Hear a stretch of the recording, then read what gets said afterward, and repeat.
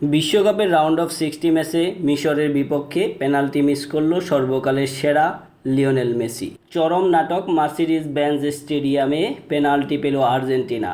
মিশরের হাইসেম হাসান বলের নিয়ন্ত্রণ নিতে গিয়ে বক্সের ভেতর ফাউল করে বসেন আর্জেন্টাইন খেলোয়াড়কে। রেফারি বাঁশি বাজিয়ে পেনাল্টি নির্দেশ দিতেই একদম দেরি করেননি। স্পট কিক থেকে সমতায় ফেরার সুবর্ণ সুযোগ ছিল আর্জেন্টিনার সামনে। শট নিতে আসেন সর্বকালের সেরা লিওনেল মেসি, কিন্তু তার ডান দিকে নিচু কোণে ঘেঁষে যাওয়া মেসির শটটি দুর্দান্ত দক্ষতায় রুখে দিলেন মিশরের গোলকিপার মুস্তফা শুবের। মেসির মনের কথা যেন আগেই পড়ে ফেলেছিলেন শুবের। নিখুঁত টাইমিং ঝাঁপিয়ে পড়ে বাঁচিয়ে দিলেন নিশ্চিত গোল। হতাশায় পড়ল আর্জেন্টিনা, উল্লাসে মাতল মিশর। বিশ্বের সর্বকালের অন্যতম সেরা ফুটবলারের নামের পাশে এই পরিসংখ্যান আসলেই বড্ড বেমানান। বিশ্বকাপে এই নিয়ে মোট 8টি পেনাল্টি নিলেন লিওনেল মেসি, আর তার মধ্যে 4টি মিস। বিশ্বমঞ্চে নেওয়া তার স্পট কিকের অর্ধেকেই জালে জড়াতে ব্যর্থ হয়েছেন এই মহাতারকা।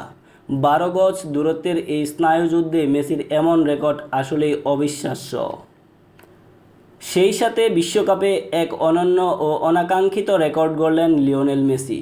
চলতি আসরে অস্ট্রিয়ার বিপক্ষে পেনাল্টি মিসের পর আজ মিশরের বিপক্ষে স্পট কিক থেকে গোল করতে ব্যর্থ হলেন তিনি।